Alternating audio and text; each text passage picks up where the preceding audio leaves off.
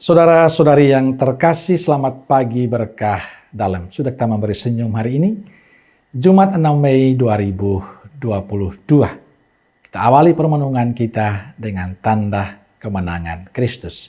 Dalam nama Bapa dan Putra dan Roh Kudus. Amin.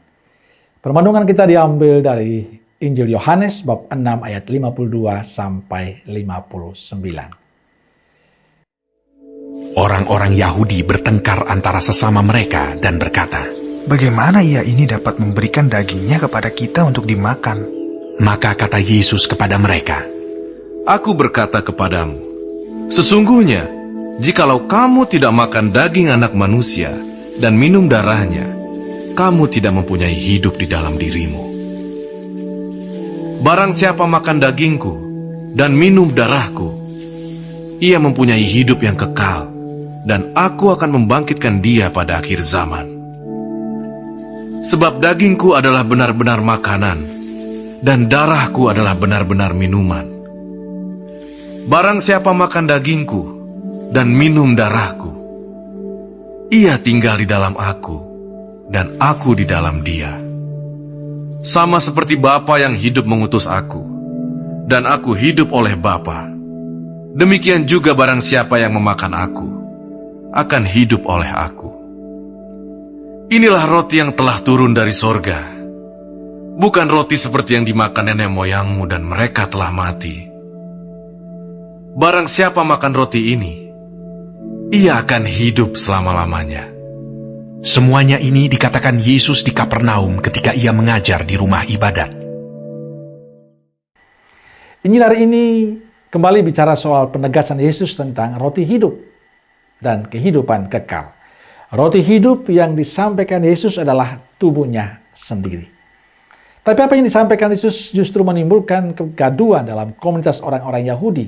Mereka saling bertengkar sendiri karena Yesus mengatakan bahwa daging dan darahnya adalah benar-benar menjadi makanan dan minuman untuk memperoleh hidup. Penegasan Yesus ini penting disampaikan sebagai sebuah kebenaran beriman, bahwa setiap orang yang makan daging dan minum darahnya akan memperoleh kehidupan kekal. Dan kebenaran itu harus disampaikan walaupun tidak bisa diterima oleh orang-orang Yahudi. Inilah poin penting bagi kita hari ini.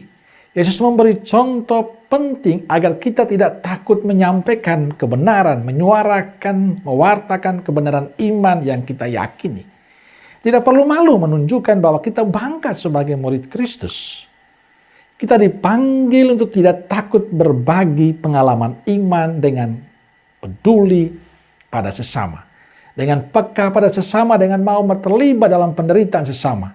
Itulah kebenaran iman yang perlu kita wartakan. Sayang, banyak orang Katolik yang takut untuk menyuarakan kebenaran imannya dalam kehidupan. Sayang, banyak orang Katolik yang menjadi penakut dalam hidup. Bagi saya inilah tantangan hidup kita sebagai orang beriman. Kita merasakan, mengalami bahwa Allah mencintai, Allah mengasihi kita, dan kita percaya betul dalam segala perjuangan hidup kita, itu selalu bersama dengan kita. Lalu mengapa kita tidak berani untuk menyampaikan kesaksian tentang kebenaran iman itu?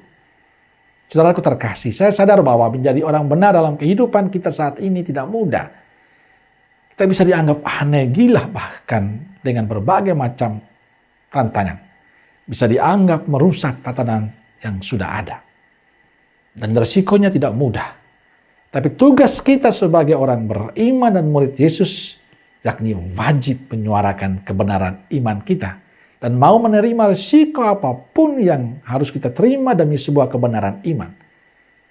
Itulah risiko kita memilih Yesus sebagai juru selamat. Itulah yang harus kita jalani sebagai murid Yesus. Maka saudaraku terkasih, jangan pernah ragu untuk menyampaikan kebenaran iman kita. Karena kita tidak sendirian dalam hidup. Yesus akan selalu bersama dengan kita. Maka dimanapun kita diutus, ditugaskan dimanapun, saudaraku terkasih, tetaplah berani menunjukkan jati diri Anda sebagai seorang beriman yang percaya pada Yesus. Amin.